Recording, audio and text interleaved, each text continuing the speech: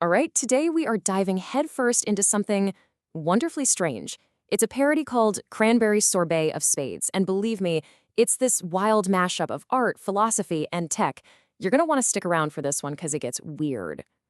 So let me ask you this. What do you get when you cross a TV drama with, say, a philosophy class, and then you throw in some really, really bad Wi-Fi? Well, apparently the answer is this absolutely bizarre one-act play.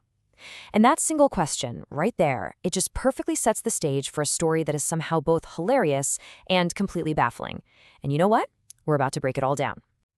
Okay, so first things first, we got to get our bearings. We need to understand where all this is happening. And let me tell you, this is no ordinary living room. Nope, we're stepping into what you can only call a surreal salon, a place where, let's just say, the normal rules of reality have been thrown right out the window. And get this, the setting itself is basically a character.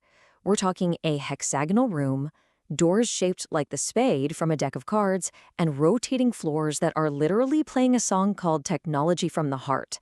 I mean, how weird is that? Every single detail is designed to be just a little bit off. This isn't just a room, it's a completely unstable symbolic system where, you guessed it, anything can happen. All right, let's meet the cast of this drama. And honestly, I use the term players pretty loosely here. They're not so much people as they are walking, talking ideas. It's wild. So our first character is Nursema. And in this world of pure, unadulterated chaos, she represents something we can all relate to, right? That deep human need for just a little bit of stability, for emotional clarity. She's basically the emotional anchor here, just desperately trying to find some solid ground to stand on. And you can feel her frustration in this one perfect line. She says, "Umut, you've logged in as a guest again. I wanted stability and you send me zip files of emotions." I mean, come on, that's brilliant. It's that timeless complaint about emotional unavailability, but given a total 21st century twist. She doesn't want compressed files she has to download and unzip. She wants real, raw, accessible feelings. So who's on the receiving end of this? Well, that would be Umut. And here's a fun fact. His name literally means hope. But in this play, he's not just any hope. He is the embodiment of digital age hope, which, as I'm sure you know, can be, let's just say, super unreliable. And he's totally self-aware about it. He literally says, "Nursa, you can't expect a spade to be your trump card. I'm just a symbol of hope and a weak Wi-Fi signal." He knows exactly what he is. He's that flickering signal, that promise of connection that could just drop out at any second. It's the perfect metaphor for being constantly connected, yet barely. And boom, that right there is the central conflict of the whole play. It's a total showdown. On one side, you've got Nursema, representing that timeless human need for real, stable emotions. And on the other side, you have Umut, who is our digital reality personified, a world of constant change, zipped-up feelings, and those dreaded, unreliable connections. Okay, so just when you think things can't possibly get any weirder, they do. The scene gets crashed by three completely random forces. You've got a cyborg, who's all about tech interference. Then, out of nowhere, Mozart shows up to provide some artistic commentary. And to top it all off, the philosopher Descartes strolls in to bring some cold, hard logic to this absolute emotional train wreck.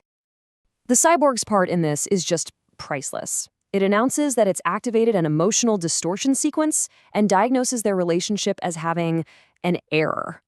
And its solution? It just asks, "Would you like me to update?" I mean, it literally sees this incredibly complex human bond as just a piece of buggy software in need of a quick patch. It's hilarious. And then Descartes comes in with a philosophical punchline of the century. You know his famous line, "I think, therefore I am." Well, he gives it a modern update. He says, "I conclude. I exist because the cyborg is watching me." It's such a brilliant and funny twist, right? It totally nails this idea that our very existence now feels validated by whether or not technology is paying attention to us. So, let's pause for a second and really dig into why this dialogue is so clever. The genius of it and all the humor comes from taking the language of tech and philosophy and just slapping it right onto the messy, chaotic, totally illogical world of human relationships. You know what? Let's get a little academic just for fun and give this a formal definition. Let's call it emotional distortion. Definition: the effect created when a cyborg tries to update a human relationship as if it were a piece of software. It's honestly the perfect term for this kind of bizarre tech interference, don't you think? And this really lays out the whole wacky system for us. You can see how each character represents a different big idea. You've got emotional need, digital hope, technological determinism, the whole shebang. But I have to say, my personal favorite might be Mozart. He just cuts through all the philosophical and technological noise with one simple artistic truth. Cranberries are sour. It's this perfect little moment of grounding reality in a sea of absolute absurdity. So you might be wondering, after all of this, what's the point, right? Why go to all the trouble of creating this bizarre collision of characters and ideas? Well, when you boil it all down, the parody is really a commentary on this collision of worlds. It's asking a huge question. What happens when our raw, messy human emotions get shoved into the neat, tidy boxes of technology and cold logic? It's a fascinating look at how the very words we use for love and connection are getting twisted and reshaped by the language of software and systems. And just when you think you've got it all figured out, here's the kicker. Everything we've just talked about, that was only Act 1. Yeah, the madness is literally just getting started. The analysis, the absurdity, all of it, we've barely scratched the surface. Which brings us to the final and very provocative question the source material leaves us with. Are we ready for Act 2, titled Metaphysical Sorbet? Honestly, I'm not sure if anyone is ready for that. But it's one heck of a thought to end on, isn't it? What on earth could possibly happen next?